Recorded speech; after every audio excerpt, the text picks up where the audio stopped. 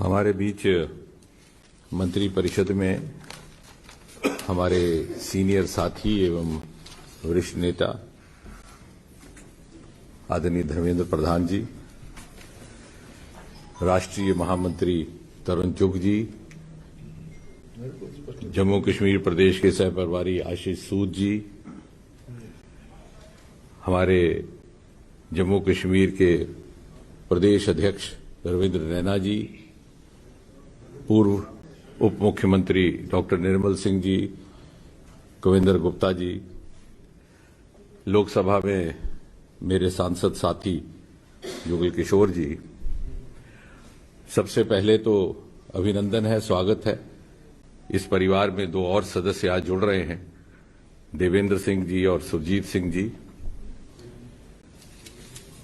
जिस प्रकार पिछले 7-8 वर्षों में प्रधानमंत्री जी ने जम्मू कश्मीर को प्राथमिकता दी है, और आपको स्मरण होगा कि प्रधानमंत्री बनने के तुरंत बाद उनके आरंभिक वक्तव्यों में एक बार कहा गया था कि देश के वो क्षेत्र, वो हिस्से, जो राज्य जो कहीं ना कहीं मुख्य धारा से छूट गए या पिछली सरकारों की कुताही के कारण प्राथमिकता में नहीं आए, उनको विकसित करके विकसित क्षेत्रों के साथ जोड़ा जाएगा, भले ही पूर्वोत्तर हो, भले ही जम्मू कश्मीर हो। और उस दिन से लेकर के आज तक हम ये भी कैसे भूल सकते हैं कि जो सर्वप्रथम दीपावली हुई है 26 अक्टूबर 2014 को, आप तो समझ सकते हैं कि भारतीय समाज में पहली दीपावली का कितना महत्व रहता है, भले ही वो विवाह के बाद हो, भले ही किसी शुभ कार्य के बाद हो। और यहां ये पहली बार हम देख रहे थे कि एक प्रधानमंत्री बनने के बाद अपनी सर्वप्रथम दीपावली उन्होंने कश्मीर घाटी में जाकर के बाढ़ग्रस्त लोगों के बीच में बिताई। उस दिन से लेकर के आज तक मोदी जी के नेतृत्व में जो नवीन भारत, न्यू इंडिया की विकास यात्रा चल रही है, उसमें जम्मू कश्मीर को प्राथमिकता दी गई। यदि कोरोना काल को छोड़ दिया जाए तो मुझे नहीं लगता कि कोई ऐसा कालखंड गुजरा है जब 2-3 मास में एक बार मोदी जी ने जम्मू कश्मीर का प्रवास न किया हो, और इतनी संवेदनशीलता के साथ कि हर बार उनका ये आग्रह रहता कि मैं तीनों क्षेत्रों को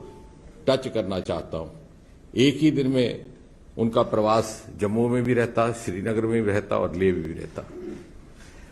और इसलिए ये स्वाभाविक है कि वो प्रत्येक नागरिक, वो प्रत्येक कार्यकर्ता, चाहे वो इससे पूर्व किसी भी बंधन में क्यों ना हो, मोदी जी से प्रेरित होकर के जो उनकी प्रतिबद्धता है, और जो कोई भी राष्ट्रवाद और देशभक्ति को प्रतिबद्ध है, उसके लिए स्वाभाविक है कि वो इस परिवार का हिस्सा बने। इसके उपरांत 5-6 अगस्त 2019 के बाद आदरणीय गृह मंत्री श्री अमित शाह जी ने एक नया संवैधानिक एवं प्रशासनिक परिवर्तन ला करके जम्मू कश्मीर को एक नई दिशा दी, और उसको भारत की अथवा नवीन भारत की विकास यात्रा का एक अभिन्न अंग बना दिया। और साथ ही साथ हमारे राष्ट्रीय अध्यक्ष जेपी नड्डा जी, जो अध्यक्ष बनने से कई बरस पहले तक प्रभारी रहे, राष्ट्रीय महामंत्री के रूप में भी उनके पास जम्मू कश्मीर का दायित्व था, प्रत्येक कार्यकर्ता को भलीभांति परिचित हैं, और उनके नेतृत्व में कोरोना काल में भी कोई ऐसा दिन ना गुजरा जब वो जम्मू कश्मीर के कार्यकर्ताओं के साथ वीसी के माध्यम से या दूसरे ऑनलाइन माध्यम से संबोधित ना रहते। और आज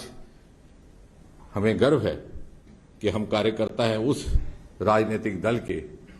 जो विश्व का सबसे बड़ा राजनीतिक दल है, और उसके साथ हमारे दो और मित्र जुड़ रहे हैं। एक सांकेतिक अवसर भी है ये जम्मू कश्मीर के उन सभी वासियों के लिए,